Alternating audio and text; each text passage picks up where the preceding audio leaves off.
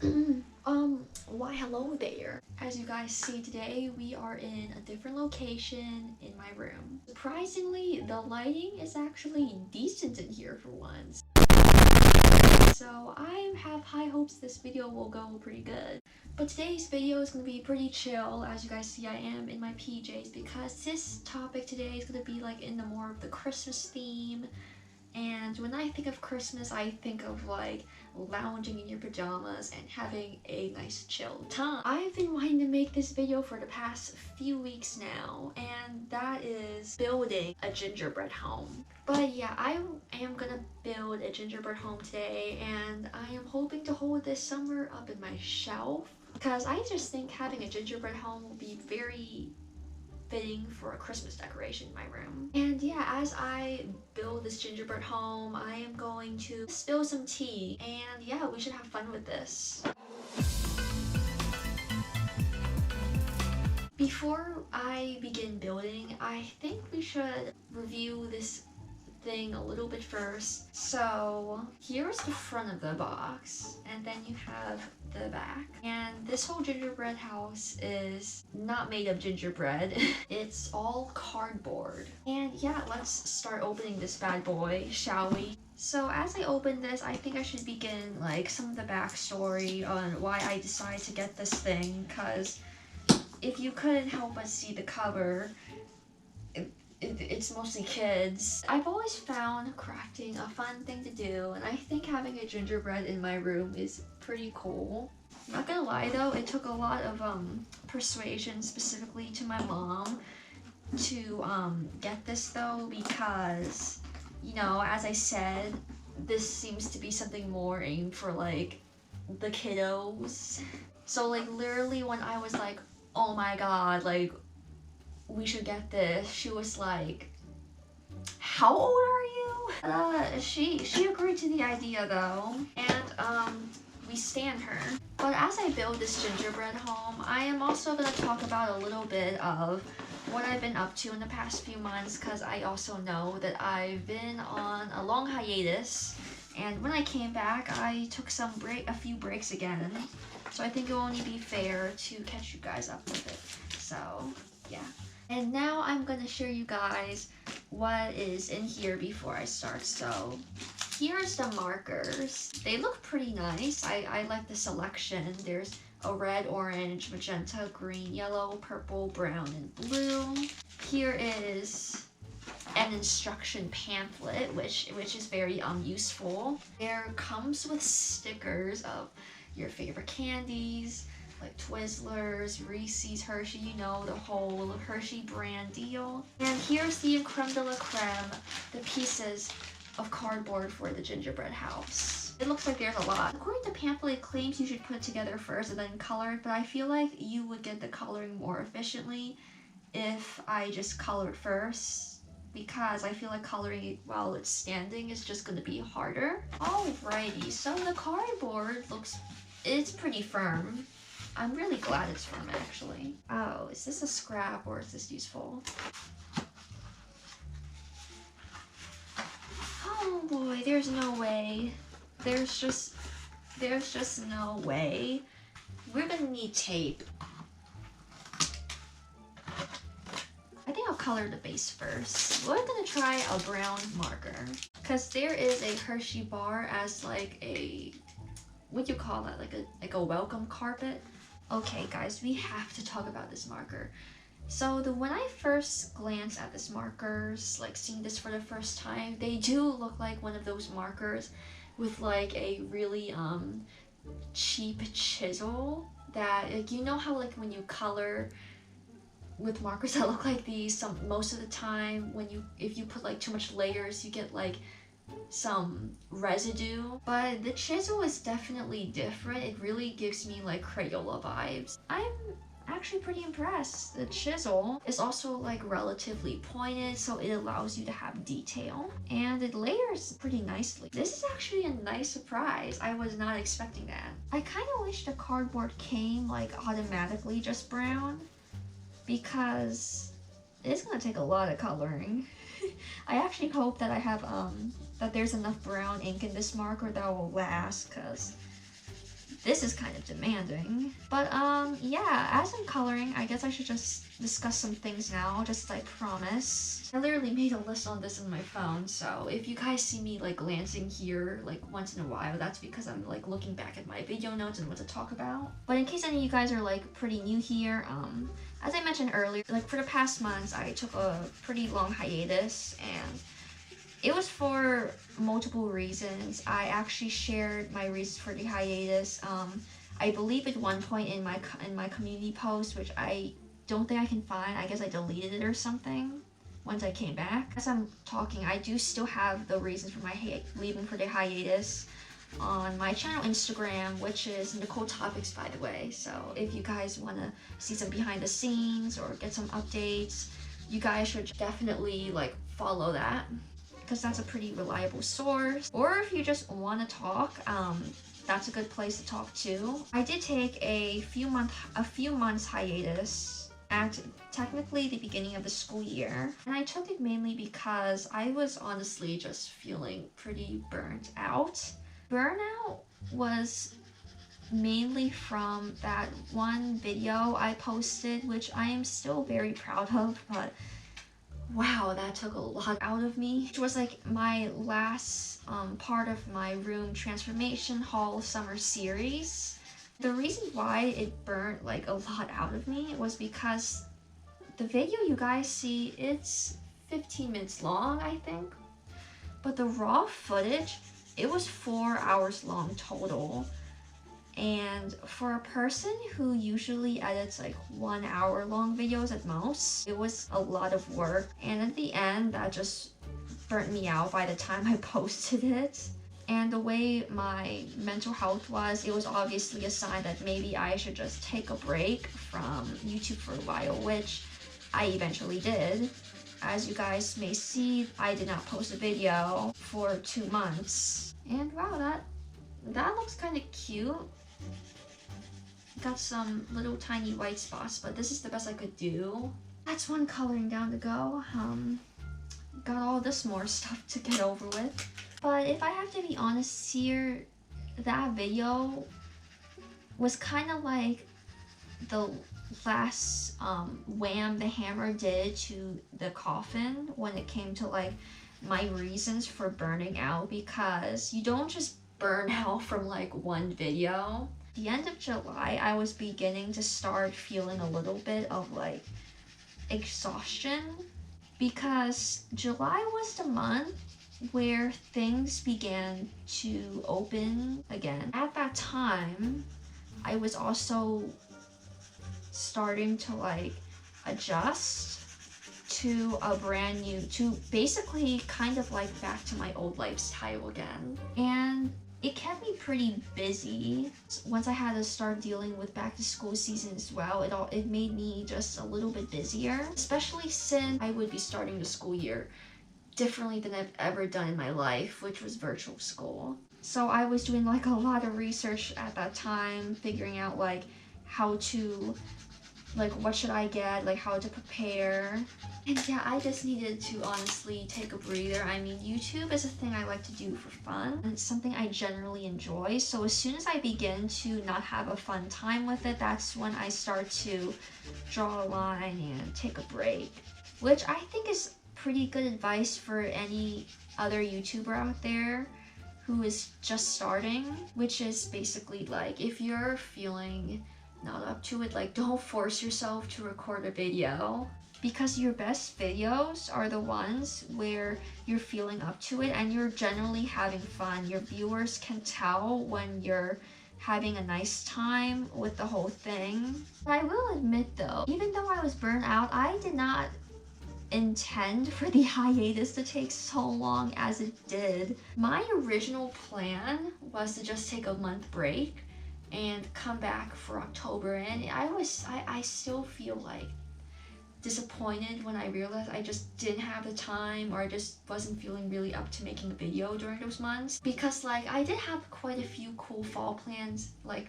fall video ideas planned. I mentioned this before in my second channel a few months back. I am taking chamber orchestra this year in school, which is basically a more advanced level orchestra. that my school offers. This is an orchestra where before pre-corona times they would compete and they would get like the top scores. If I'm correct, this orchestra is like the top in the county.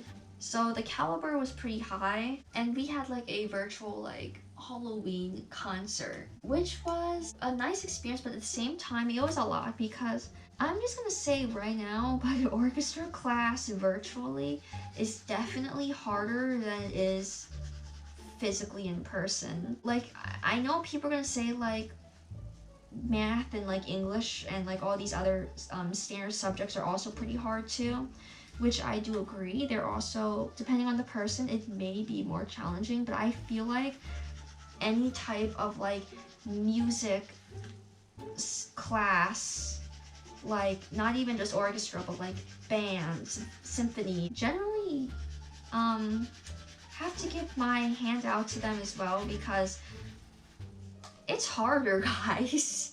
I mean, not only do you have to like learn pieces quickly, but it's also just harder in like the sense of like, you know, like you can't hear your peers, you can't exactly like look at the conductor to keep in time with the music. And I'm not gonna lie, that class has been keeping me really, really busy.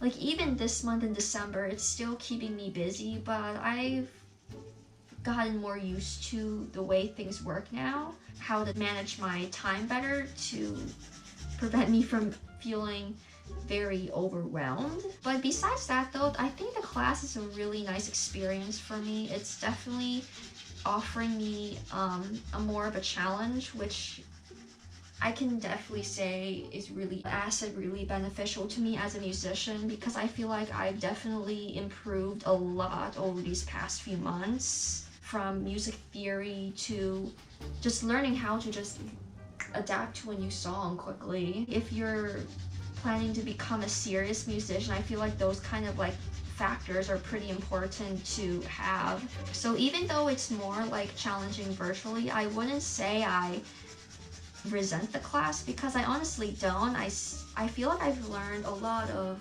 good things from it. But yeah, that's kind of like the reason for my hiatus. Just a lot of things going on, from expected to unexpected, but that's kind of like life for you guys. Heck, this month I have a ton of plans too, but I'm hoping I'm going to keep my schedule as normal as possible, because I really do want to make some videos for you people. I mean, I find this whole thing really fun. Like, there have been so many times during the hiatus where I'm just like, oh my god, I should like pick up the camera, but then I realize like I have no time to edit, or like no time to like really record this without feeling like tired from like every other thing I've been doing. But yeah, that's all I've got to share for that. From here on out, I'm just gonna share you guys a little bit of stuff that you guys have missed over the months. So during my hiatus, I did experience the first day of school, aka the first year of junior year, and let me tell you guys, it was a disaster.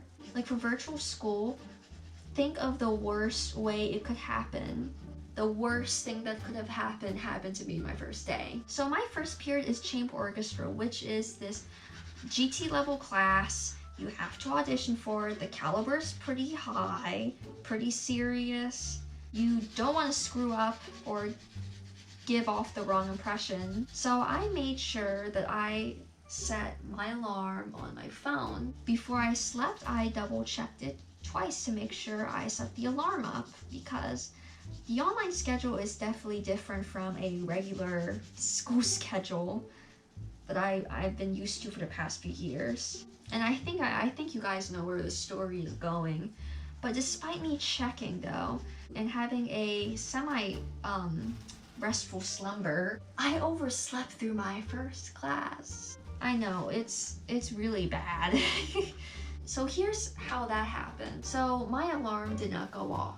The reason why it technically never went off was because I did not check the sound selected for that alarm, which was no sound.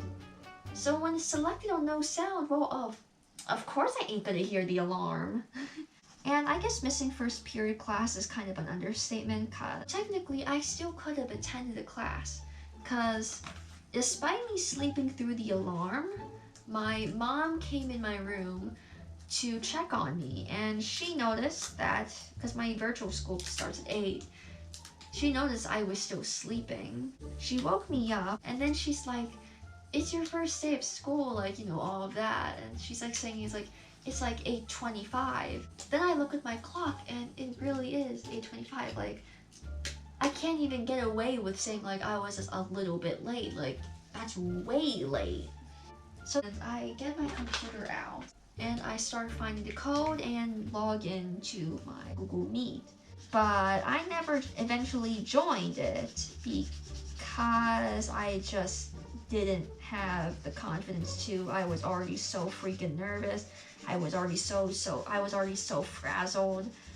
I just thinking that like people, all these like 40 other people are gonna see like Nicole just joined the meet is embarrass the crap out of me. So I ended up just staring at the Google Meet, like, I don't want to say waiting room, but I think that's the best way to describe it, like the waiting room, except you're not really waiting. All you have to do is like adjust, all you really have to do in that room is like adjust the camera if you want to, and maybe turn the microphone on or off, and then like click join the meet. I keep telling myself like, you gotta push it, girl, you gotta push it, and I just never pushed it. It was really bad, guys. Could have that been dealt with better? Heck yeah, it could have.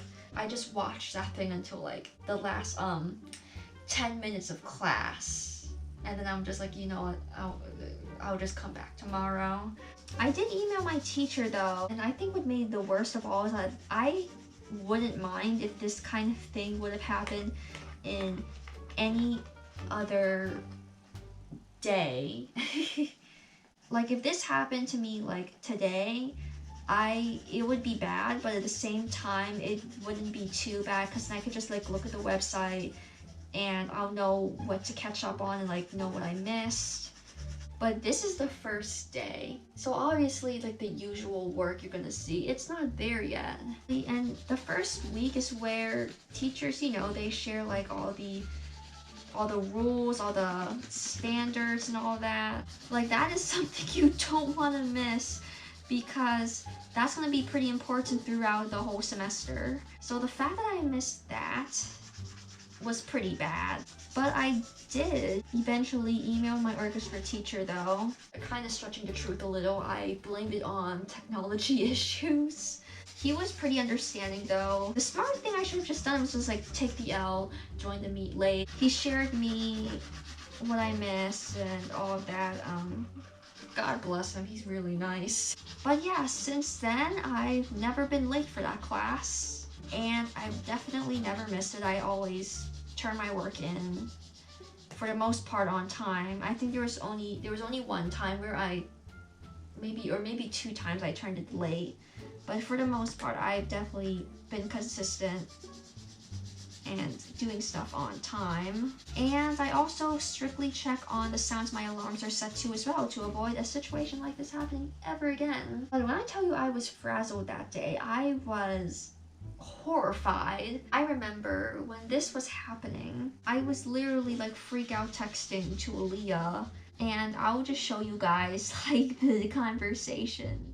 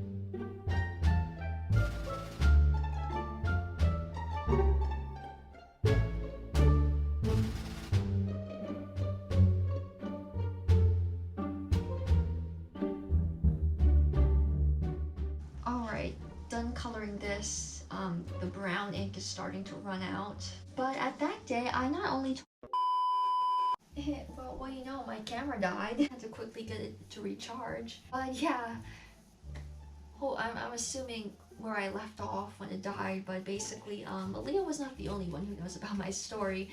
I vaguely told my violin teacher as well. I was scheduling a lesson with him, and he then asked me, how was your first day of school? It was just not a good day for me. I don't know a better way to describe it. You know what, we're gonna take a break from brown. I'm gonna bring out an orange. So far, I'm really satisfied with the colors. Like, I'm definitely, usually with markers, since they're usually like cheap, I don't save them, but these are actually pretty good quality.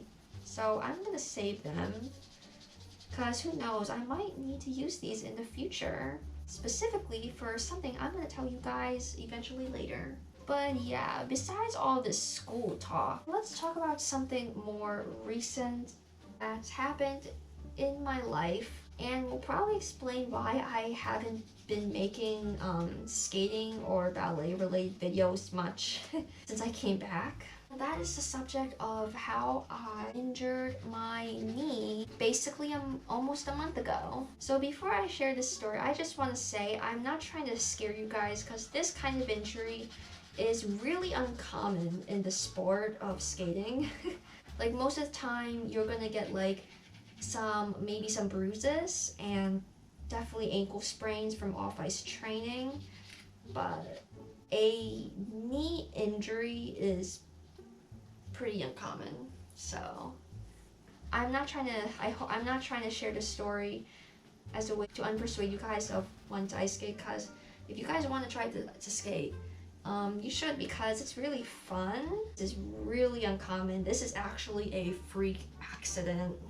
But basically, it was about a month ago. I was in practice Tuesday night, and I was practicing the juvenile moves in the field crossover pattern. So if you are a fellow skater watching this, you might definitely know what I'm talking about. But basically what I was doing was medium to fast speed forward crossovers. If you guys don't know this about me, I am a clumsy person. Like, even though I do dance and all this things that require balance, I'm still a clumsy person. Like, the clumsiness will show once in a while, and it decided to show in that particular night. So as I was doing a transition from to a fast speed, I tripped over literally myself, and it was not a pretty fall. Because just a normal crossover fall, if you do it like pretty slowly, like the fall is bad, but it's not like too bad. You're able to like quickly recover from this, and maybe you might bruise like your knee if you're not wearing like knee pads. But this fall, since I was moving in a quick fashion, and also, I mean, I have to be honest here, my crossover technique is not exactly the greatest either, so that also kind of kicked in a little bit. But the way I fell was really bad, because at first I was like stumbling, tripping, and then I fell. Literally this position where my right toe pick was stuck on the ice, and as I said, I was moving fast, so I was literally sliding with that thing stuck, and that was yanking this knee to unnatural positions, and I can't bend this knee in specific motions. I honestly don't know the specifics of the injury because I never went to a doctor. The theory my mom and I made was that something happened in my knee ligaments. The good thing about having this injury though is that it let me focus more on like footwork and moves. So I had time to like refine them and make them more polished. Because back then I was really more focusing on jumps and not really on much things other than that. So for all I know, maybe this was God's way of saying like, hey, maybe we should take a break from this. You are working yourself too hard, girl. I did not expect it to be this bad, because at first when this happened, I was thinking that like, oh, okay, I'll be bad for a week, but it'll be good by next week or maybe 2 weeks. When that happened, I skipped a ballet class for the week, and then as soon as the second week rolled by and I realized that this is actually way more painful and serious than I thought, that's when I realized like I really messed up here. Ever since then, I haven't been able to dance, and that really bums me out because at least with this knee injury, especially as it gets better, I can still skate, you know, like I can still work on like some footwork. But with ballet and just still feeling some discomfort, just lifting the leg up to a coupe in turnout or just doing anything in turnout, I just can't dance, and that really bums me out. But I guess that's where I'm glad like this year my studio is doing a virtual option, because I'm still able to like join into class, I'm still able to participate and watch, because I don't know what I would have done if it was still like pre-quarantine times strictly physical, because I think by now I would have had to drop it because I would have just missed way too many classes. Luckily, everyone has been really understanding and patient of my injury. Like my coach or dance teachers, they could have just told me like, you can't attend like the class anymore. But they're still letting me watch, and they're very supportive. So props to them, and I really do appreciate that. I'm hoping I'll get better by January, but just still by looking at the process so far, I honestly don't think I'll be able to like do the things that I was doing before this whole hoopla happened until February. And yeah, I think you guys are almost about catched up, but there's one last thing I do want to share you guys though, and that is I am creating a TikTok. It's gonna be a scrapbooking TikTok. I don't know how active it will be. I guess that just depends on my schedule and the feedback I get. For the past few months now, I've really had like this high interest and desire to start scrapbooking, and I finally got a scrapbook today, and I can't wait to start it. The account is pretty similar to this channel's name, NicoleTopics. I'll put the link to that in the description below for you guys to see it and maybe check it out. Technically, I've been using TikTok since March on a personal account. And honestly, I don't mind if you guys are able to find it either, but all the videos are mostly like aimed for friends or they're just private. I think we're gonna try blue on this. Ooh, the blue is pretty, guys. It's like a little ocean color. Yeah, you guys are all caught up on like what you've been missing for the past few months though. But honestly, a lot of this had to be said. I mean, it was kind of unfair to you guys to just like keep you guys hanging. Well guys, I finished coloring, and now I'm just starting to put this house together. I think the coloring was the most time consuming part, honestly.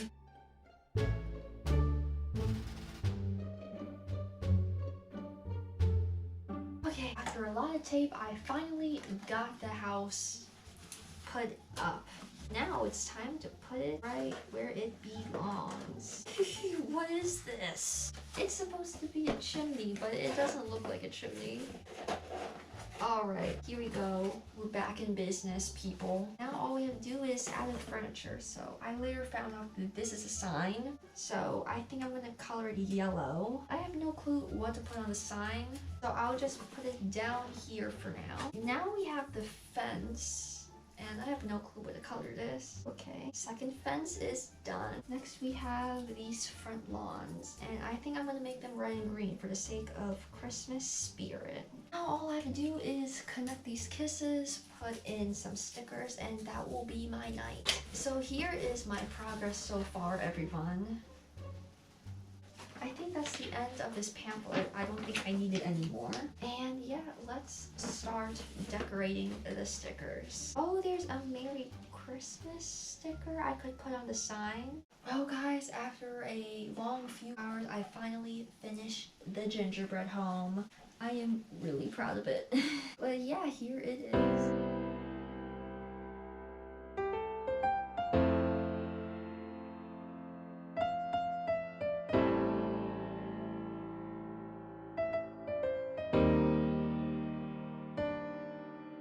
Well guys, that's all the video. I hope you guys enjoyed watching this, and I'll see you next time.